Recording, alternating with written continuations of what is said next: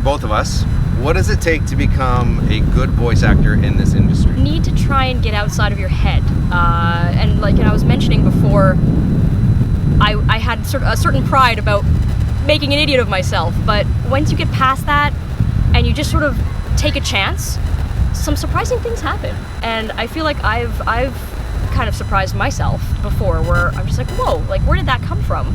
It's like be willing to take a chance and throw yourself out there, I think makes you a good voice actor. You have to be more driven than anyone you know, because you will get way more rejection than you do success. So you have to be so driven and accept the rejection and not let it bother you. Basically how I was in high school with girls. If you book 10% of the things you audition for, you're doing great. Oh yeah, that would be good. Did you get 10% of the girls you asked out? I don't want to talk about it.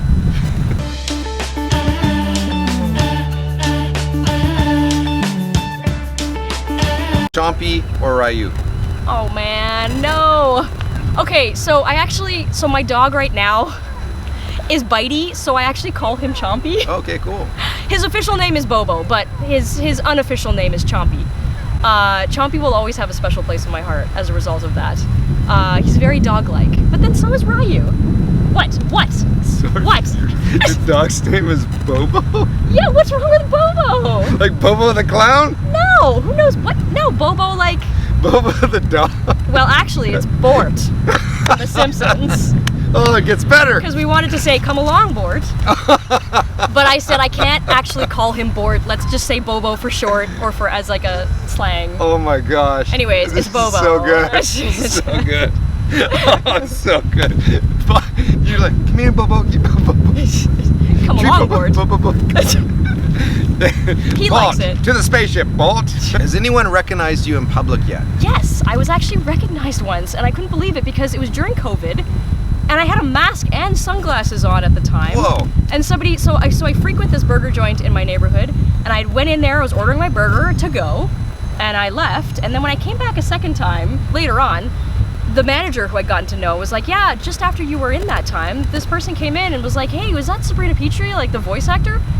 And he's like, yeah. And I'm like, what? Like, how is that possible? Yeah, how is it possible you got your name right? Well, that too. Do you have a home studio? Yes. I mean, I can't officially record from it right now, like remotely, but I do have a home setup where I can like submit auditions that don't sound like I recorded off my phone. What franchise would you like to voice in? Ooh. That you haven't? It can be anything of all time. Oh yeah, anything. I would love to be on The Simpsons. I knew you were going to say that because of the Nancy Cartwright stuff you said. Yes. Do you own any Ninjago sets? I own the Sora set, the her mech. Yep. Yeah, I do. That is the first. So you got one. Yeah. Have you built it yet? I have not, because, now hear me out, I really like the box, and I did. Okay, all right, I will build it. Nobody's saying anything. She's getting so I offended. saw your face. In my peripheral vision, I saw your reaction. I know. No, I will build it. Don't hate me about that. I will build it, but right now I'm just appreciating the box art. Wow. So I will get there. Do you have a favorite scene from Dragons Rising? I thought it was really, really friggin' awesome when Sora first gets ignited by Ryu. Okay. That kind of blew me away, just because it's so cool. It's almost like a possession, like she just gets taken over. Favorite color?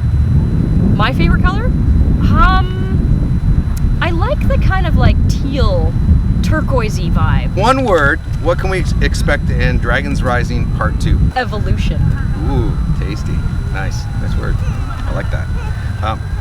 Reaction to finding out Devin Mack, who also got Aaron on the show, and that you'd be working with him again, because he was the Skull Sorcerer. He was. To Vania, right? I was so jazzed to be able to work with Devin again. The first time I got to work with him for the previous season, it was like I had never met him before, and I don't think he was pretty new to Vancouver too. To Vancouver, yes. And he just blew me away. Like the level of talent, the versatility of his voices. It was just a pleasure to be able to work alongside of him. So to be able to do it again, yeah, I was pretty jazzed. Cool.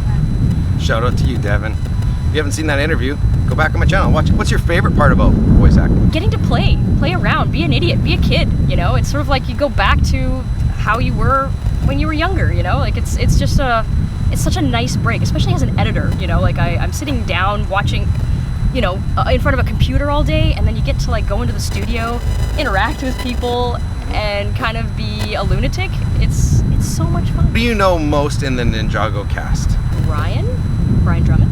Okay. Yeah. You worked with him the most. Worked with him. No, okay, never mind. No, it was. I just assumed that it was from. I've worked with him a bunch, yeah.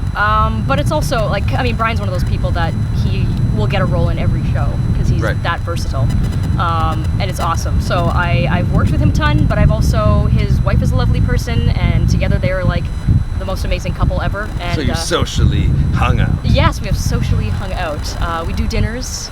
Wow. Get-togethers, shindigs. Wow. Hootenannies. We've shundug together. We've shundug. How old do you think Sora is? Well, she's 15. How do you know that? It was in the script. When? The description when we were doing the casting. So you know that for sure? Yeah, she's a teenager. This is a fact then. There's a lot of arguments around the OG ninjas ages and stuff, but I know, and Devin. What? Aren't they supposed to be teenagers too? Well, they have to go back to my older videos. Me and Kirby had a huge fight over this because we both had different ideas what the ages of the ninjas were. Mm-hmm. It's been an ongoing thing, and anyways. Well, when the casting call went out, it said Sora 15. Awesome. Why is Sora obsessed with cats? Yeah, I guess she is. Is it ever really addressed? I don't think it is. Cat ears. I know, but so again, going back to like the original cast description of Sora, they likened her to a cat and Aaron to a dog. Really? In terms of personalities, yes. Wow. Okay. So that's kind of where that came from. But that's really in cool. terms of the cat ears and the cat headphones, like, I don't think it's ever really addressed. Wow, that's okay. Interesting. I should ask about that. Why? Favorite movie? And that I can't choose just one. Favorite top 3 movies? Stand By Me. Good choice. When Harry Met Sally. Interesting choice. These are old school ones. Yeah, I'm into old school movies. You don't like new stuff?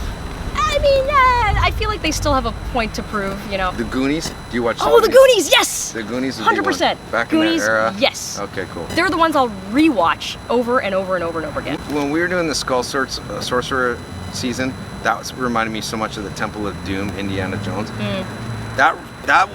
When he goes in and gets the heart and rips the heart out of the guy, that really went out. Kalima! Yeah, that was scary, man. Shukdide. You even know the words. I'm really learning a lot today. You know.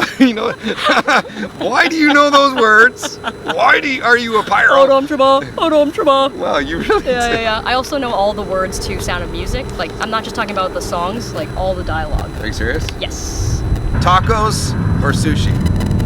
Tacos, 100%. Seriously? Yes. Why? Why seriously? Because we're in Vancouver. Sushi's amazing here. Tacos are so good. We're not in Mexico. Yeah, but when you get a good taco, Do you think Cole and Vania will have a future together? Ooh, that's a good question. I mean, they've sort of gone their separate ways at this point, haven't they? I don't know. I mean, can Cole live in a world that Vania lives in? Would he be happy? Would they resent each other in the end? You're not supposed to ask the questions. Oh. You're supposed to answer the questions. My thing is, I bet they have like this like secret fling on the side, but their worlds cannot coexist. Okay. What would their children be, But you probably should say you want that to happen because then you get to voice 2 characters in the show. I want that to happen. If you could use Sora's tech powers for what you would want, what would you do with it? Could I build a time machine? You could do whatever you want. I would build a time machine, and I would use it to cause mischief. Just like mess with people in like small funny ways. We've really learned you're a prankster, really, in a lot of ways. You're a little bit. Very last question. Okay. What is the question that I didn't ask you that I should have asked you? So I saw a really great question in the YouTube chat. Okay. Thanks for coming and checking it out. And I screen grabbed it because I'm like, that is a really cool question. And it was, how would I envision Sora's story ending? Like, what would be her arc? Like, I guess what would be the perfect ending for Sora? I mean, that's a great question. It could go so many ways, of course. But I do kind of like, so Sora, as I mentioned, has this troubled childhood. Her parents sort of rejected her. She's on the outs with them. I would love to see Sora come full circle again and have a resolution with them and find her family again. Like maybe it isn't her parents. Like maybe, you know, maybe it is the ninja and it's Aaron and it's the people that she meets along the way, but maybe she needs to realize that herself, because I feel like right now she's really searching for something, is clinging to something that maybe was there the whole time. So like an acceptance to being, you have your current family, the ninja, now you can accept yourself as one in that group, or to go back to her old family and have some resolution. Yeah, but I think the idea too is that your family isn't necessarily the family you're born with, you know? It's like the family that you find later on. Okay, you're going deep now. Yeah. Sweet. Sabrina, thank you so much for being on my channel. Thank you. This was great. We want to make sure that we follow Sabrina, give Sabrina a lot of love. And if you're like me, practice on her last name. Pitre. What? Wait a minute. Oh, dang it. Pitre. P is in a stream of P Pitre. and oh, tree. Okay, I got it. I'm sorry. I'm sorry. Yeah, you should be. Okay, anyways, thank you so much. Bye, guys. Bye, everybody. Like, subscribe, do all that stuff that you're supposed to do on YouTube. It makes me feel better. Thank you so much. All right.